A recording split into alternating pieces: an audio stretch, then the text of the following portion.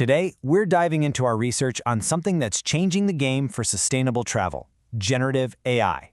We're going to talk about how this tech can tackle a huge problem, one that I'm pretty sure we've all faced at some point. You know the feeling, right? You decide you want to plan a really eco-friendly trip. You want to do the right thing. But then, bam, you're just buried under this mountain of information.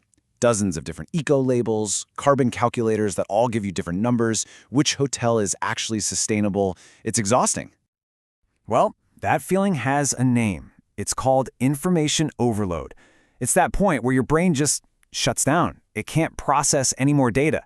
And it leads to stress, confusion, and sometimes you just give up and don't make a decision at all. It's the big paradox of sustainable travel.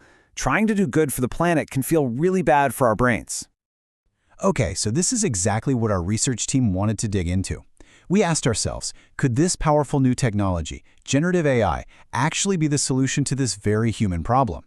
So, we put it to the test, and this was a big effort, a collaboration with students in the International Marketing Master's Program at the Toulouse School of Management and our partner universities in Shanghai, Hong Kong, and Germany.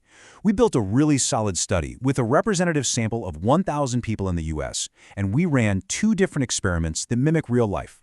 One for planning a trip beforehand, and another for making those on-the-spot shopping choices while you're traveling. Now, at the very heart of our study was a kind of showdown. We put a basic AI, think GPT 3.5, head-to-head with a more advanced one, GPT 4, which is just way better at sifting through and summarizing complex info. We really wanted to know, does a smarter AI actually make a difference when you're trying to cut through all that green noise? And what we found was, well, it was absolutely fascinating. The data painted a really clear picture of how advanced AI can totally change the game for users. So take a look at this. This chart shows our first huge finding. When people were searching for sustainable options, the advanced AI, that's GPT-4, dramatically, and I mean dramatically, reduced their feeling of information overload compared to the basic one.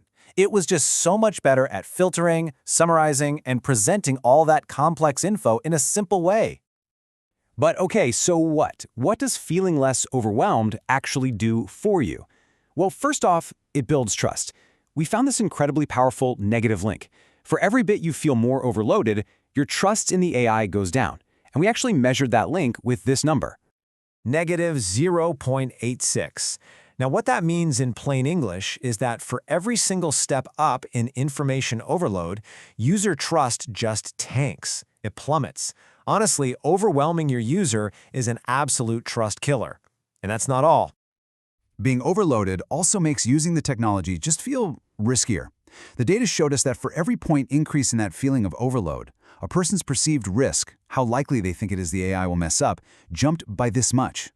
A factor of 0.31. It makes total sense, right?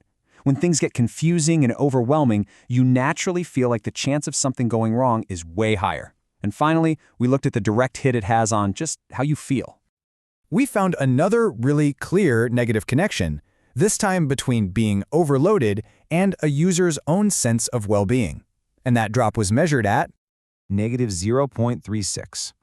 When a tool that's supposed to be helping you just ends up causing you mental strain, that experience flips from helpful to just plain stressful.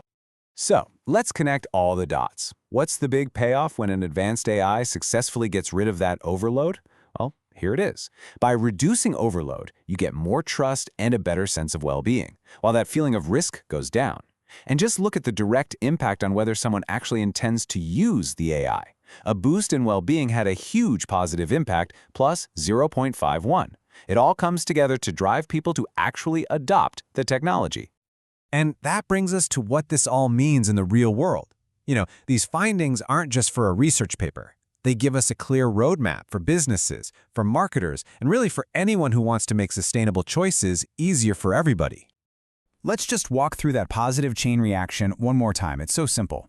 1, a really capable GenAI cuts through the complexity. 2, that feeling of ease builds up a user's trust and their well-being.